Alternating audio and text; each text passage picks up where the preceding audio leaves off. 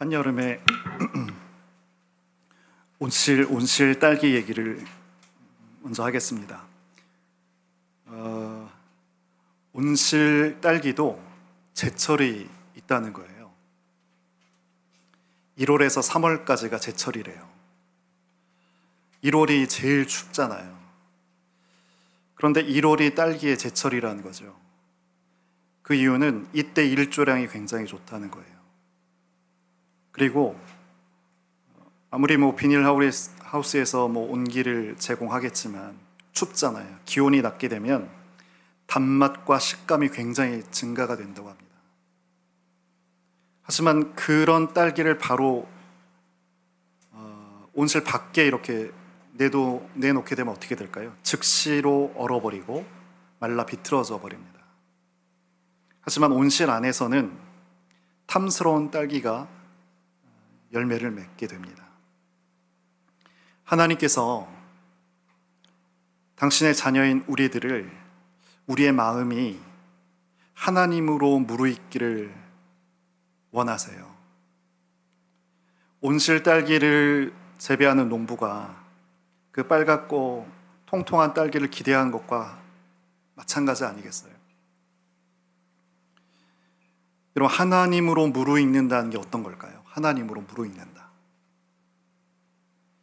우리 마음이 하나님께서 여러 속성을 갖고 계세요. 하나님만 갖고 계신 속성이 있고 당신의 형상으로 빚어진 우리에게 같이 공유되는 속성이 있는데, 하나님께서 갖고 계신 속성 가운데 중요한 것이 유일한 있음이에요. 유일한 계심, 그리고 또 유일한 좋음, 그리고 한 가지가 더 유일한 주권. 우리 마음이 하나님으로 무르익는다는 것은 하나님에 대해서 이런 것이 우리 마음에 깨달아지고 받아들여진 상태죠. 이것으로 가득 차 있는 것이 우리가 하나님으로 무르익는 거라는 거예요. 그러니까 하나님과 굉장히 쉬운 말로 하면 친분이 두터워지고, 그리고 하나님을 많이 갖게 되는 것을 말합니다. 그런데 이렇게 우리 마음이 하나님으로 무르익는 데 있어서 문제가 되는 게 있습니다. 그것은 어떤 거냐면, 빗나감의 죄가 우리에게 체질로 되어 있다는 사실입니다. 빗나감의 죄가 우리에게 체질이 됐다는 거예요. 본래 아까 하나님 속성 바로 말씀드렸잖아요. 그 있음, 유일한 있음, 그것에 대한 존재감은 하나님을 향해서만 우리가 갖고 있었어야 됐어요. 그런데 어떻게 돼요? 빗나감의 죄로 인해서 세상에 있는 존재를 느끼기 시작합니다. 더 중요하게. 그리고 하나님을 제쳐놓고는, 아까 하나님께서 유일한 좋음이라고 했잖아요. 세상 것을 좋음으로 알면서 막 흡입하는 거예요. 이것이 우리에게 있어요. 그래서 하나님을 붙잡으려고 하지 않게 되니까 어떻게 돼요? 하나님의 주체성이 세상의 주체성으로 세상을 향해서 이렇게 내려오고 있는데, 우리는 하나님의 주권이 아니라 세상의 주체성에 계속 마음이 움직여가는 거예요. 여기서 바로 성막이란 필요성이 나타나는 거죠. 온실 속에 탐스러운 딸기를 기대하시는 것처럼 하나님의 의지가, 우리를 향한 의지가 성막으로 나타나는 거예요. 오늘 우리가 앞에 일부분, 끝에 또 일부분을 읽었습니다. 26장 전체가 다 성막의 외형, 골자, 그리고 휘장에 대한 그렇게 세 부분으로 설명이 되고 있는데, 제일 눈에 들어온 것은 성막을 덮는 이 휘장에 대한 거예요. 그리고 휘장이 4종류로 덮이고 있습니다.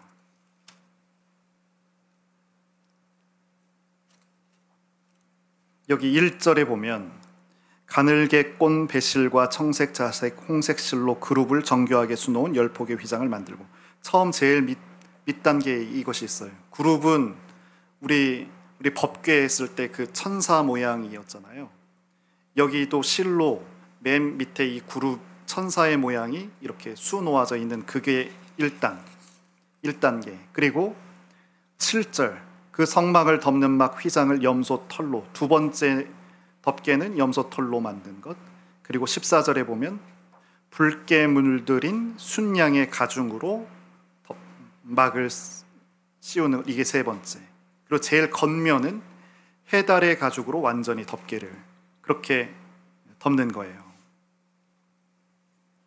성막 전체를 휘장을 통해서 사중으로 덮는 거예요. 이거는 차단과 격리를 말합니다.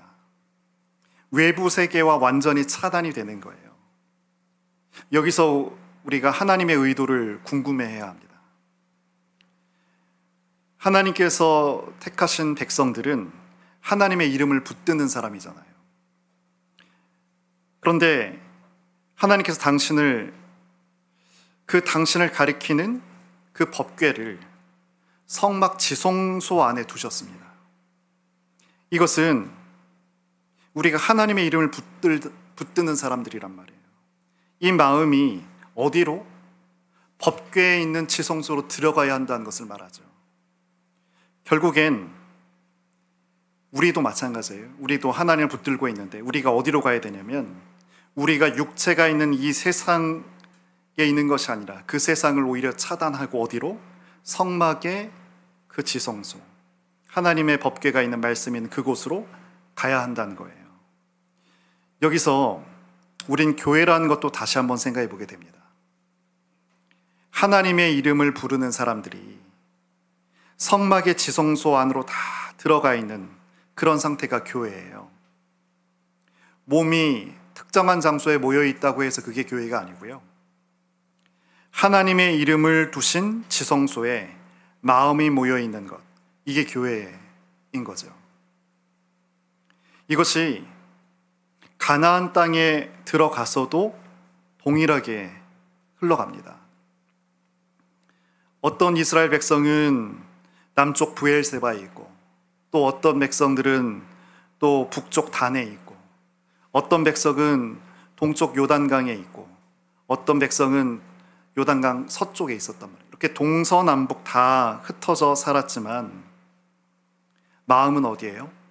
이 성막의 지성소 안에 다 들어가야 합니다. 몸은 떨어져 있어도 마음은 성막의 지성소에 모인 자들, 그들이 교회예요. 우리가 그래야 됩니다. 그래야지 우리가 교회가 되는 거예요. 근데 왜 하나님께서 우리 마음이 지성소 안에 들어가야 한다고 하신 걸까? 이것을 알아야겠습니다. 뭐라고요? 무엇을 기대한다고요? 하나님께서는 우리 마음이 하나님으로 무르익는 것, 이것을 원하세요. 근데 이렇게 무르익으려면 무엇과 무엇이 필요해요? 조건이 필요하고 시간이 필요합니다. 하나님 이름을 부르는 선민의 마음이 세상을 향해 만약에 무방비로 노출된다면 이것은 어떤 모습이에요? 딸기가 겨울철 바람을 그대로 맞고 있는 것과 다르지 않아요.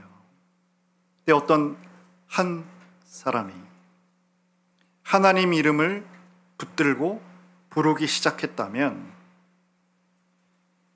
이 신자의 마음은 결코 절대적으로 이 세상에서 차단되고 격리돼야 합니다. 왜? 딸기는 온실 속에서 적절한 온도, 습도, 기후를 통해서 무르익거든요. 그런 것처럼 이 세상에서 노출되지 않은 상태에서, 그리고 하나님 이름을 붙들게 되면 지성소는 우리에게 무슨 역할을 해요? 온실이 되어주는 거예요. 우리가 아까 하나님의 속성을 얘기했습니다. 무엇? 유일한 있음. 세상의 모든 것은 있게 된 것들이에요. 하지만 하나님만은 스스로 계신 분입니다. 유일한 있음. 또 유일한 좋음이라고 했어요.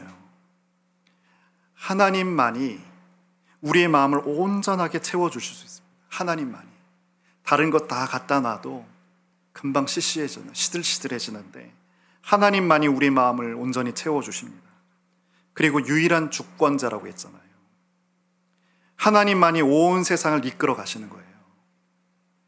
그러니까 이 하나님의 이 속성이 온실 속의 조건이 되어 주시면서 우리 마음이 어느덧 하나님으로 계속 무르익게 되는 거죠. 이렇게 하나님으로 무르익게 되면 과거에 우리가 세상에 노출되어 살 때와는 전혀 다른 삶이 시작됩니다. 그렇게 무르익은 사람 두 사람을 좀 예로 들어보면 대표적인 예는 먼저 아브라함이죠. 아브라함을 가만히 보면 참 이분은 세상에는 별로 관심이 없어 보이는 거예요. 이삭을 받기까지 굉장히 지난하잖아요. 그런데 가만히 성경을 여러분 읽어보세요. 창세기 우리 살폈을 때도 확인한 바 있는데 그렇게 중요한 이삭. 그런데 아브라함은 정작 아들을 달라고 하나님 앞에 기도해 본 적이 없어요. 조카 롯하고 분가할 때도 아무런 조건 없이 그냥 좋은 땅을 양보해 버립니다. 근데 애초에 한번 보세요. 아브라함을 하나님께서 부르셨을 때 아브라함이 그 고향 친척 아비집이라는 그 당시 가장 안정된 삶의 조건을 기꺼이 버리고 떠났거든요. 하나님을 향해서. 근데 이때는 보세요. 성막이라는 것이 있지도 않았을 때입니다. 온실이라는 것이 전혀 존재하지 않았을 그런 때예요. 하나님께서 우리를 위해서 만드신 온실이라는 것도 존재하지 않았을 때란 말이에요. 그런데 아브라함은 하나님의 이름을 붙들었어요. 그리고는 하나님의 있음, 하나님의 좋으심, 하나님의 주권자 되심, 이 속성이 아브라함에겐 이미 온실 속에 그 습도와 기후가 돼서 무르익었던 거예요. 그리고 또 한 경우는 다윗입니다. 그는 목동으로 있을 때부터 하나님의 이름을 두신 성막을 늘 사모했어요. 그의 삶이 시편에도 노래되었는데 우리 시편 132편을 한번 보겠습니다.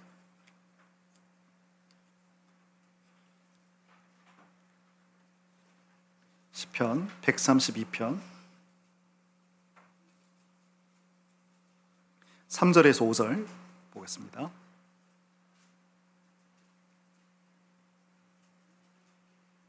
시편 132편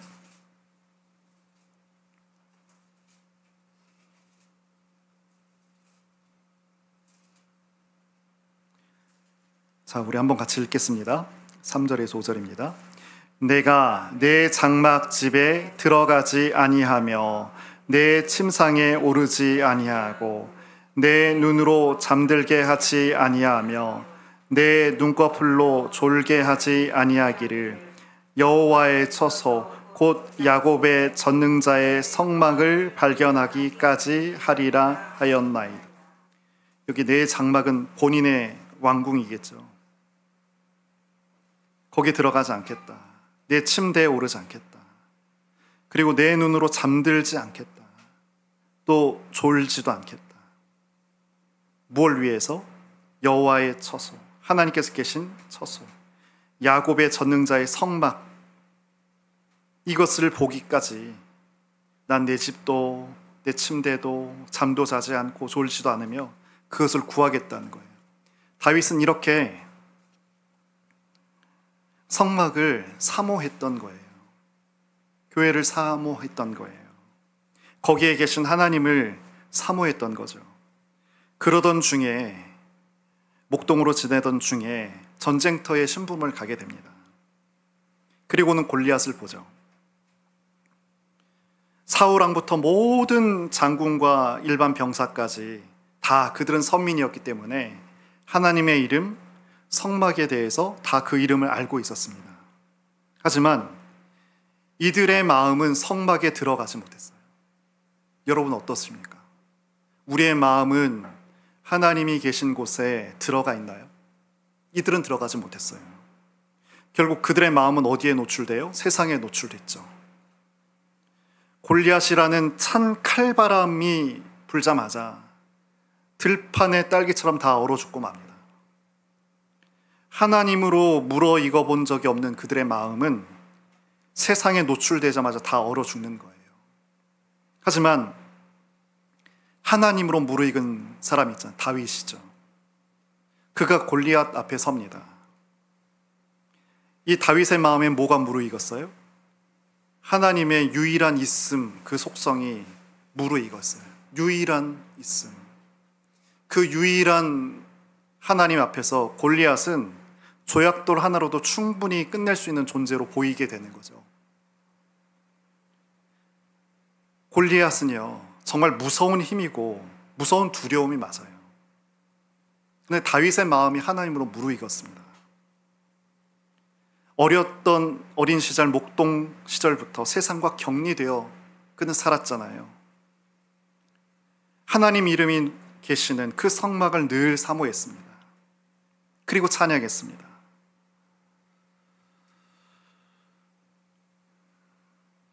이렇게 성막은 하나님께서 명령하시는 대로 세세히 만들어지지만 이것은 사람 손으로 제작한 성막이죠. 이것은 모형입니다. 원형이 있어요.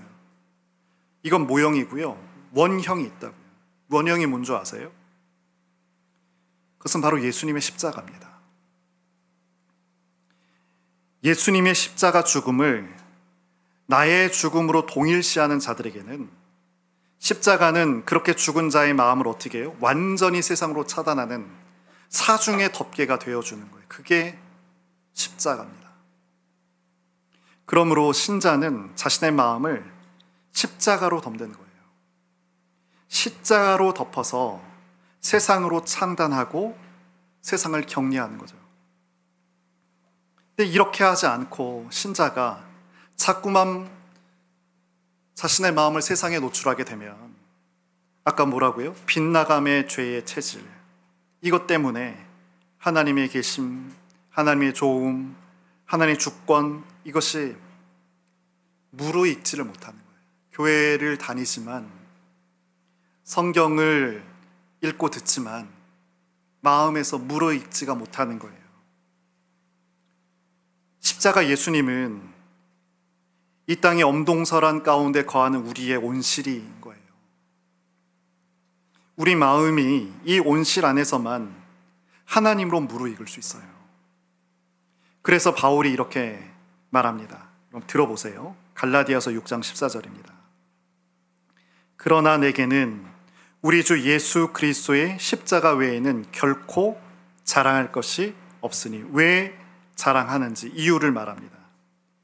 그리스도로 말미암아 세상이 나를 대하여 십자가에 못 박히고 내가 또한 세상을 대하여 그러하니라. 무슨 말씀인지 아시겠어요? 예수님 때문에 내 자랑, 십자가를 자랑하는데 그 십자가에 죽으신 그리스도 때문에 내 쪽에서 보면 세상이 죽고 세상 쪽에서 보면 내가 죽은 거예요. 그러니까 바울은 십자가를 자랑했는데 이유가 뭐예요? 이 사람은 경험치로 안 거예요. 이 믿음을 듣는 지식으로 멈춘 게 아니라 그것을 경험으로, 신앙의 경험으로 안 거죠. 아, 이것이 내 마음을 세상에서 차단케 해준 온실이구나. 이것이 나의 사중의 덮개이구나. 그래서 그는 매일 십자가 안에서 세상에 대해서 죽는 거예요. 근데 세상도 알아보잖아요. 아, 저놈은 나에 대해서 죽은 자구나. 세상도 알아보는 그런 존재가 되는 거예요. 우리가 돈을 붙드는 것이 당연하죠. 인생이기 때문에. 왜 붙들어요? 겨울철 이 칼바람 삭풍과 눈보라에 딸기가 노출되는 것 같은 어려움이기 때문에 이 땅에 사는 것이, 우리가 돈을 붙듭니다. 그런데 가만히 생각해 보세요. 이 돈 문제에 대해서 여러분, 하나님의 뜻과 계획이 있다는 것을 여러분 아세요? 나에 대해서입니다. 여러분, 이것을 여러분 이해하고 계세요? 신뢰하고 계세요?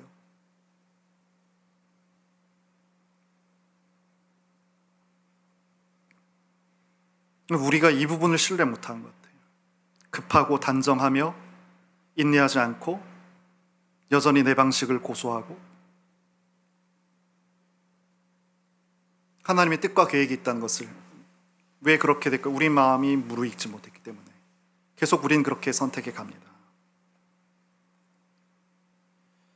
그런데 하나님의 뜻과 계획이 이루어지기 위해선 우리에게 할 일이 있는데 그것은 이런 돈 문제 혹은 세상 문제에 노출되지 않는 거예요. 돈 문제라는 것은 정말 우리에게 인생에 있어서 겨울철 삭풍이 맞습니다. 칼바람입니다. 우리 마음은 딸기거든요. 근데 이 딸기 같은 마음 어떻게 하라고요? 예수님의 십자가를 바라보면서 세상으로부터 차단하고 격리하라고요. 그러면 어떻게 해주신다고요? 하나님께서 우리에게 온실이 되어주시고 적당한 온도, 적당한 습도, 적당한 기후가 되어주신다고요.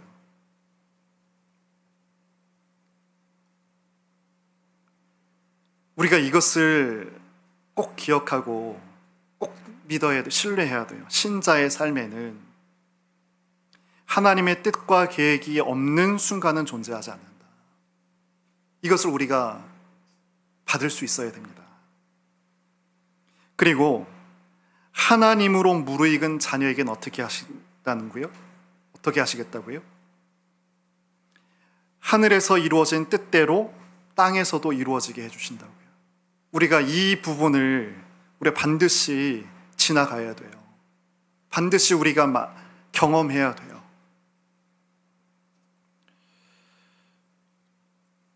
오늘 우리가 묵상하는 26장은 크게 세 덩어리로 되어 있는데 처음부터 한번 보시죠. 눈으로 14절까지 보면 아까 그 성막의 사중의 덮개에 대해서 자세하게 얘기합니다.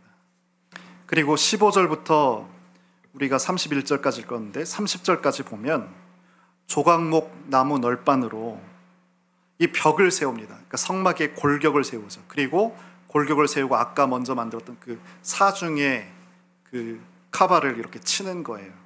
그리고 이제 31절부터 우리가 37절까지 같이 읽었잖아요. 이건 뭐냐면 지성소와 성소를 휘장이 있잖아요.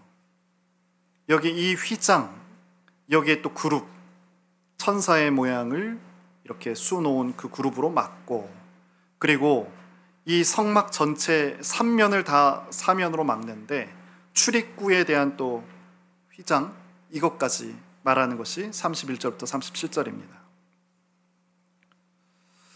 우리가 바로 직전까지 뭘 살폈어요? 마음을 세상에서 차단하는데 무엇을 위해서? 하나님으로 무르익는 것을 위해서.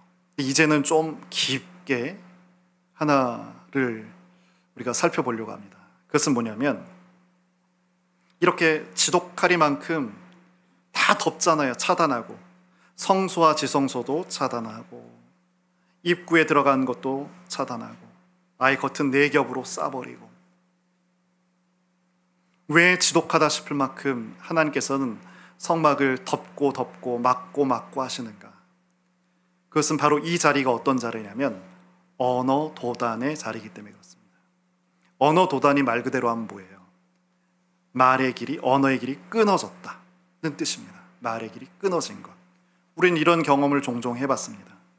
상대하고 의견 충돌이 되는데 뭐 왔다 갔다 합리적으로 말이 오가면 괜찮겠는데 갑자기 생트집을 막 잡을 때 어때요? 말의 길이 끊어지는 것을 우리가 경험하죠. 이게 언어 도단입니다. 근데 언어 도단이 부정적인 의미로만 쓰여지는 건 아닙니다. 불교에서 이런 말이 있습니다. 언어 도단, 심행처멸. 말의 길이 끊어진 게 언어 도단이죠. 심행처멸은 마음 가는 곳이 없어진다는 뜻입니다. 뭘 말하는 거냐면 진리라는 게 언어나 생각으로 표현할 수 없고 깨달음을 통해서만 체득될 수 있다, 이 말이거든요.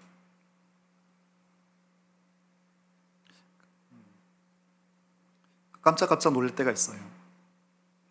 언어로 표현될 수 없는 언어의 세계가 완전하게 극복된 그런 경지. 근데 이 경지에 도달하게 되면 어떻게 된다?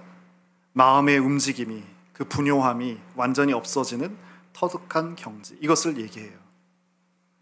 그리고 노자도 유사한 표현을 하게 되는데 언어는 궁극적인 진리를 가리킬 수는 있다는 거예요.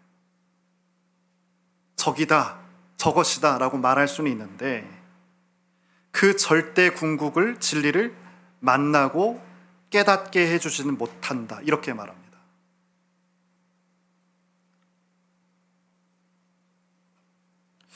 그러니까 불교든지 유교든지 언어에 대해서 굉장히 이렇게 여러분 아주 면밀하게 고민하고 또 탐구하고 연구했기 때문에 이런 표현들이 가능한 거잖아요.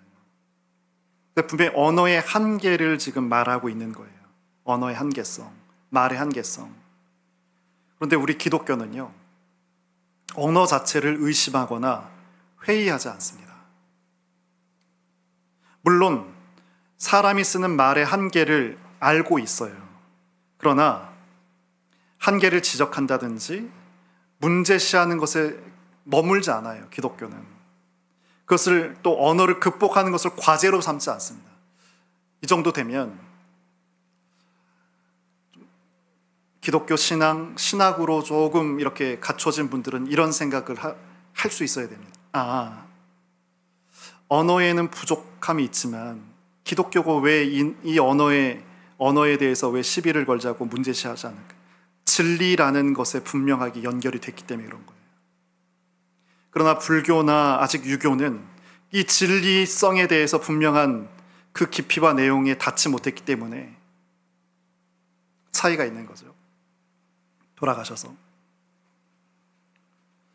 그러면 우리 성경과 교회는 무엇에 대해서 관심을 갖는가? 이 언어를 누가 사용하는가예요. 도대체 언어의 주인이 누구냐는 거예요. 말의 주인이 누구냐는 거예요. 여러분, 성막이 왜 주어졌어요? 지난주 들으신 분 생각나세요? 성막이 왜? 우리를 만나기 위해서. 그렇죠? 만나서 무엇을 위해서? 말씀에 주시기 위해서. 그렇게 우리 가운데 성막을 두신다 했잖아요. 우리 가운데 주소지를 둔다고 했잖아요.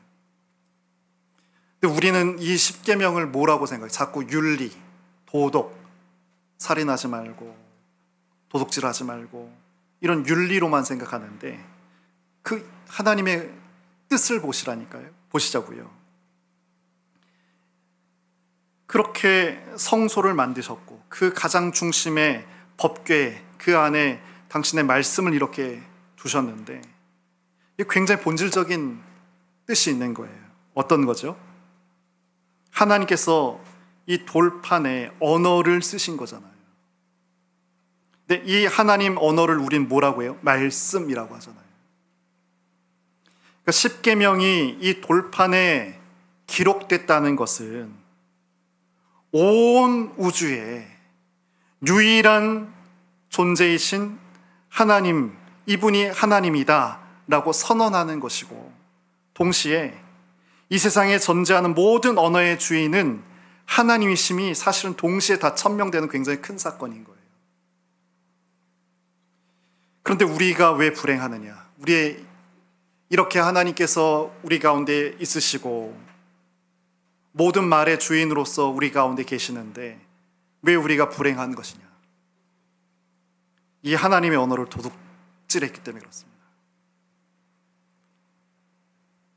이 언어를 본래 나의 것이라고 생각하고 내 마음대로 사용해야 된다는 이런 착각 가운데 이렇게 살았기 때문에, 다시 말해서 이렇게 착각하거나 이렇게 살지 않았다면 사실 현재 우리에게 주어진 모든 불행은 다 사라진다고 해도 과언이 아닙니다. 이 혀가 영어로 tongue잖아요. 언어라는 뜻이 있습니다.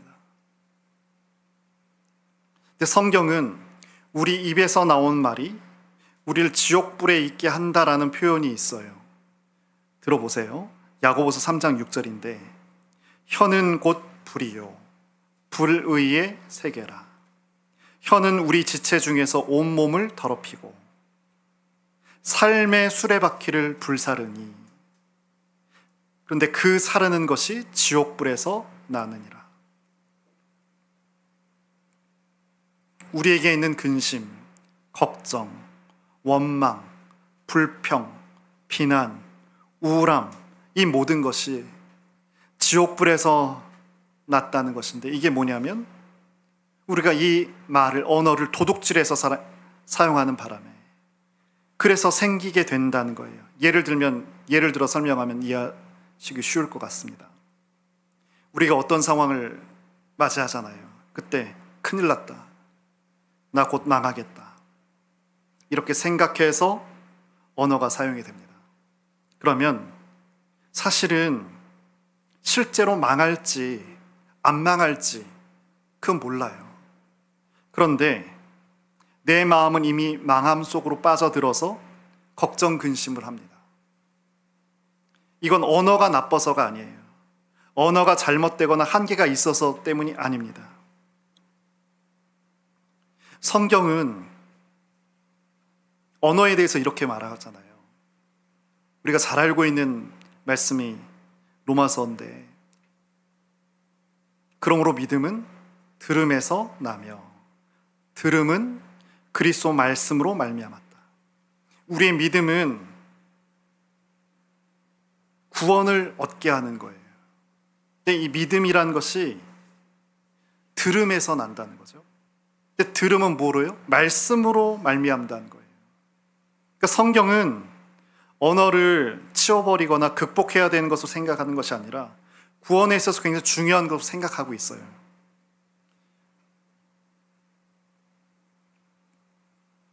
근데 정작 우린 뭐라고요? 이 언어를 도둑질한 거라고요.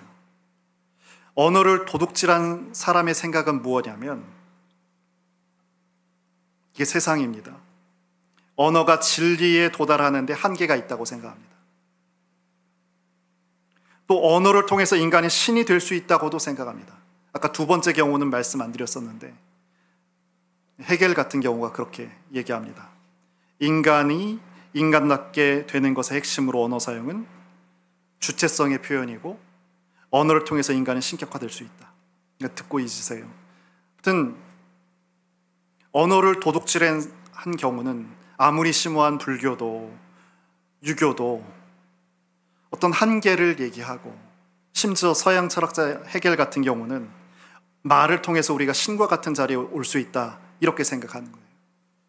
그러니까 이것도 저것도 모르고 있는 거죠. 여러분, 이 언어라는 게 왜 중요하냐면 가만히 한번 우리의 모습을 살펴보세요. 우리의 삶이 언어가 아닌 것이 없습니다. 판단이, 아이도 판단하거든요. 언어로 시작돼요. 좋다, 나쁘다를 판단하려면 언어가 들어와야 됩니다. 마음속 언어가 생각인 거예요.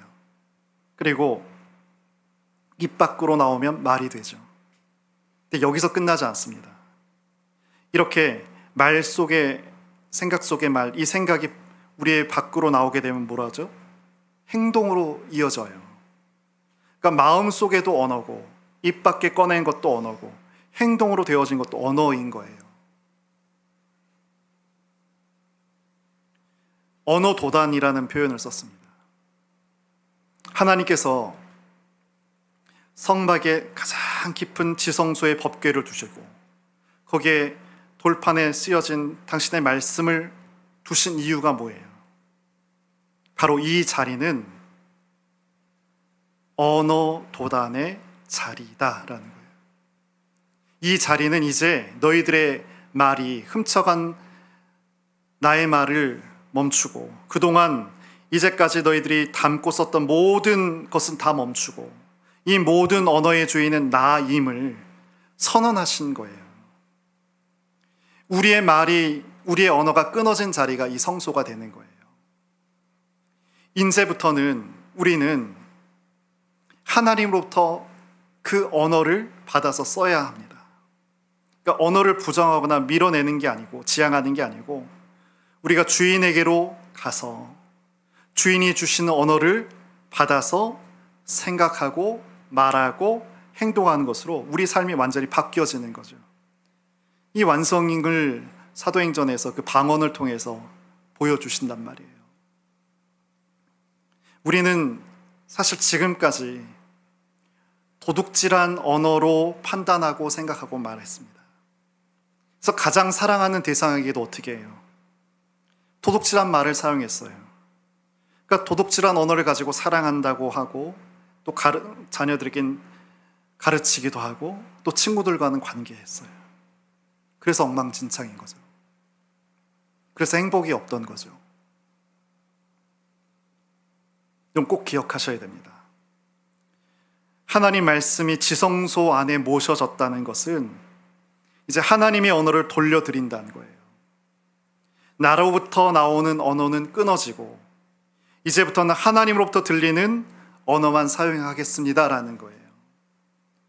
그러니까 이 점을 놓치면서 우리가 살고 있으니까 우리 안에서 하나님 뜻대로의 그 선한 행동이 나오지 못하는 거예요. 십계명은 하나님의 언어, 주인의 언어를 받아야 그 언어가 우리의 몸 가운데 표현으로 나타날 수 있는 것인데 우리가 주인의 언어를 받지 않아요.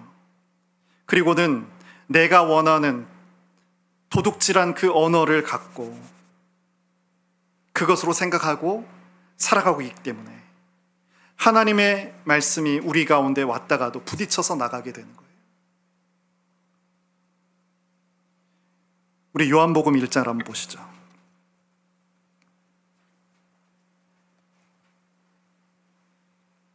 1절에서 3절까지 말씀입니다.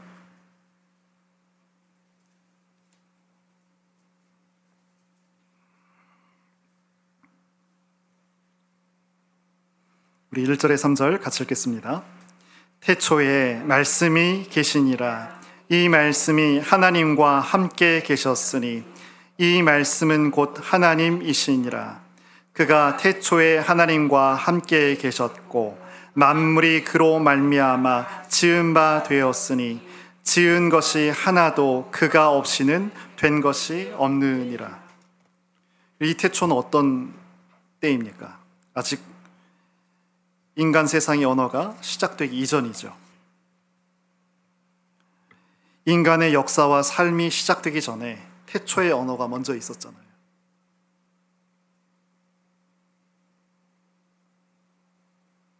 근데 오늘 성막 왜 이 말씀을 드렸는지 한번 가만히 생각해 보세요. 지금 성막을 4겹으로 덮어요. 또 지성소와 성소는 또 휘장으로 또 가려요. 그러니까 등대가 어디 있어요? 지성소에는 없고 성소 쪽에 있잖아요. 그럼 지성소에는 빛 하나도 들어가지 않은 어둠이 있어요. 근데 빛 하나도 없는 그곳에 십계명 하나님 말씀이 있습니다. 이 태초의 모습과 이 지성소 법궤의 모습을 한번 이렇게 그려보세요. 지금 하나님께서는 당신의 의지로 너희들 가운데 내가 거하겠다 하신 거잖아요. 이 태초의 모습과 한번 생각해 보세요. 지금 하나님께서는 이스라엘 당신께서 선택하신 백성들 그 삶의 한복판에 지금 태초를 만드시고자 하는 거예요.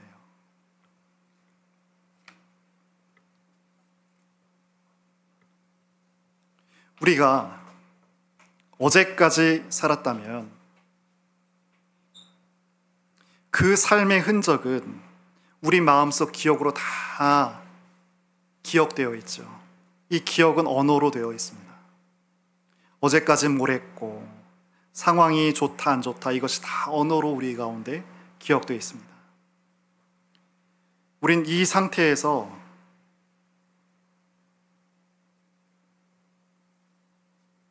자꾸만 하나님께 나아가려고 하고 이 상태에서 자꾸 하나님 말씀 들으려고 하는데 그래서는 안 된다는 거예요. 태초로 돌아가야 된다는 거예요. 내 마음이 태초로 돌아간다는 건 어떤 거예요? 언어가 중단된다는 것인데 내 인생의 역사에서 빠져나온 것을 말하죠.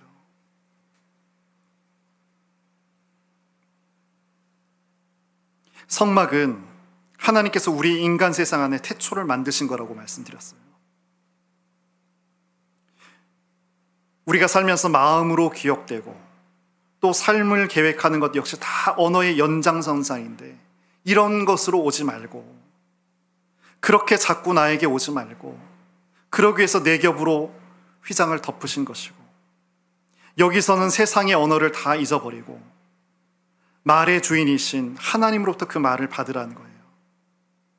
이것이 성막의 내용이고요, 성막의 휘장을 덮으신 의미예요. 근데 이 성막의 의미의 완성이 뭐라고요? 예수님의 십자가 사건이라고요. 우리는 십자가를 통해서 나 개인의 태초로 돌아갈 수 있어요. 아무것도 시작하지 않은 것처럼, 어떤 일도 진행되지 않은 것처럼 내 마음이, 우리 마음이 인간 세상의 역사 밖으로 빠져나갈 수 있는 거예요.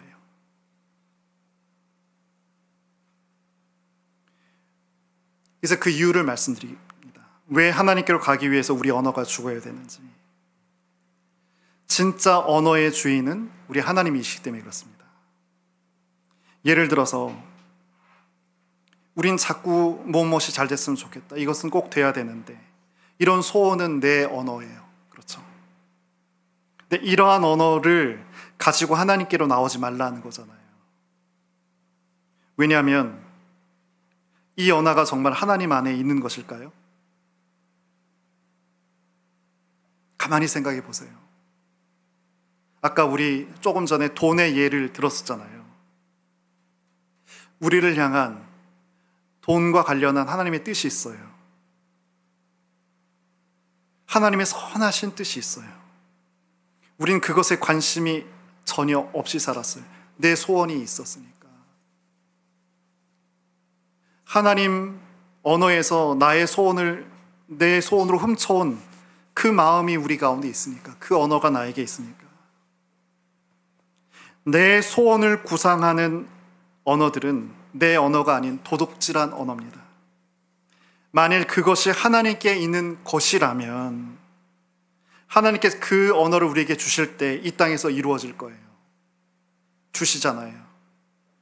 그렇게 달라고 했을 땐 안 주시다가 나의 빗나감의 죄성을 알고 하나님 앞에 엎드렸을 때 그 필요 적절성, 그 시간, 그 상황에서 하나님께서 먹을 것과 입을 것을 베푸시잖아요. 여러분 그런 경험이 있으시잖아요. 그러나 만일 그런 것이 아니라면 우리를 사랑하시기에 어떻게 하세요? 나 혼자 도둑질해서 헛바퀴 돈을 하고 괴롭게, 그 괴로운 삶을 하나님께서 안타깝게 바라보시는 거죠.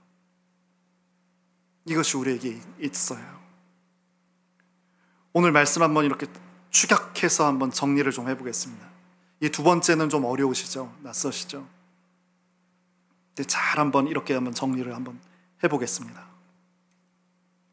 언어를 도둑질하지 말라는 뜻으로 성막을 네 겹으로 덮으셨습니다. 그리고 또 한 가지 뭐라고요? 같은 우리가 익숙한 표현으로 신자의 마음 언제나 그래서 십자가를 통과해야 된다. 십계명이라는 게 뭐예요? 하나님의 주체성이 구체적으로 표현된 사건이에요. 내가 너희와 거하겠다. 너희에게 선한 뜻을 내가 모세를 통해서 다 전달하겠다. 하나님의 주체성이 표현됐어요. 이렇게 하나님의 주체성이 언어로 표현된 순간인 거예요. 근데 말씀이 육신이 되셨잖아요. 그러니까 이 십계명의 완성은 성육신한 예수님이 되는 거죠. 이 예수님과 우리가, 언어의 완성이 예수님과 연합해서 십자가에 죽는다는 것은 언어의 주인 앞에서 늘 도둑질해서 사용했던 내 언어가 내게서 다 죽는다는 뜻이 됩니다. 그리고 내가 태초로 돌아간다는 거죠. 이때 내 마음에서 무엇이 없어져요? 세상과 욕망이 다 없어지고 정말 그 태초에서처럼 하나님 한 분만이 나의 대상이 되는 거예요. 이제부터는 어떻게 될까요? 그 하나님 안에서 언어의 주인이신 하나님께 주신 그 언어 말씀을 따라서 우리가 말도 하고 생각도 하고 행동도 하면서 그렇게 살아가게 되는 거죠. 이때 우리의 삶이 다 복된 열매로 나타나게 되는 것이죠.